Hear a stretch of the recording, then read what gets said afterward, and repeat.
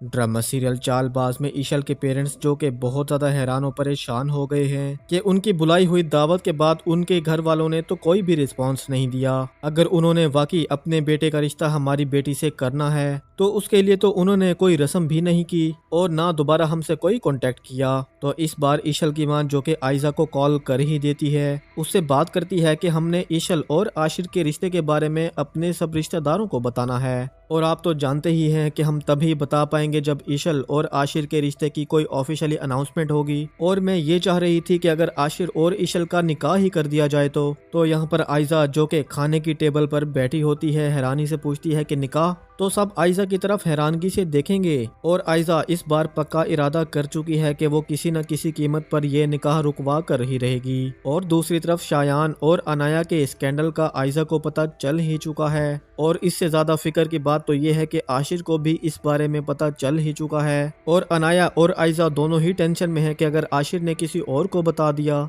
लेकिन फिलहाल आशिर किसी को भी ये बात बताने वाला नहीं है, लेकिन बहुत जल्द अनाया का ये स्कैंडल सबके सामने जाहिर होने ही वाला है। नेक्स्ट एपिसोड की मुकम्मल कहानी में आप लोग देखेंगे अनाया जो कि अपने कमरे में बैठी है आशिर पर बहुत ज्यादा गुस्सा हो रही है। सोचती है कि आशिर ने मेरे साथ अच्छा नहीं किया, मैं इस बात का बदला आशिर से जरूर लूंगी। और फिर अब वो ये सोचती है कि अब किस तरह से शायान से कांटेक्ट करेगी, क्योंकि उसका मोबाइल तो आयजा उठाकर अपने साथ अपने घर ले गई है। और फिर सोचती है कि क्या मुझे इस बारे में असद भाई से बात करनी चाहिए कि वही आयजा से बात करें और मेरा मोबाइल वापस दिलवा दें। नहीं, ऐसा ना हो कि बात बनने के बजाय बिगड़ जाए और इस छोटी सी बात से कोई और बड़ा मसला खड़ा हो जाए। और दूसरी तरफ असद जो कि अलमारी में अपने कपड़े ढूंढ रहा है और आयजा ने भी उसी अलमारी में अनाया का मोबाइल छुपा रखा है। कपड़े ढूंढते ढूंढते अनाया के मोबाइल जो कि असद की अलमारी से निकल जाता है। जैसे ही नीचे गिरता है तो असद हैरानगी से आयजा से पूछता है कि ये किसका मोबाइल है और यहाँ पर क्या कर रहा है। तो आयजा यहाँ पर फिलहाल कोई ना कोई बहाना बना लेगी और इस बात को दबा देगी। और फिर असद जो कि आयजा के साथ बैठा हुआ है उसे प्यार भरी नजरों से देखता है, उसे कहता है कि तुम जब से इस घर में आई हो ना, खुशियों का मेला इस घर में आ चुका है। बाबा, आशिर और रूहान सब तुमसे बहुत ज्यादा इम्प्रेस हो चुके हैं। जी असद, वो आपकी बात तो ठीक है, लेकिन मुझे आप अपने बारे में बताएं कि आप भी क्या मुझसे इम्प्रेस हो चुकी हैं। तो असद मुस्कुरा कर जवाब देता है कि मुझे तो थोड़ा सा टाइम लगेगा, तुम्हें मेरी नेचर के बारे में पता है ना। तो आयजा दिल में सोचती है कि सब घर वाले इम्प्रेस हो गए, लेकिन मेरे शोहर अभी भी मुझसे इम्प्रेस नहीं हुआ।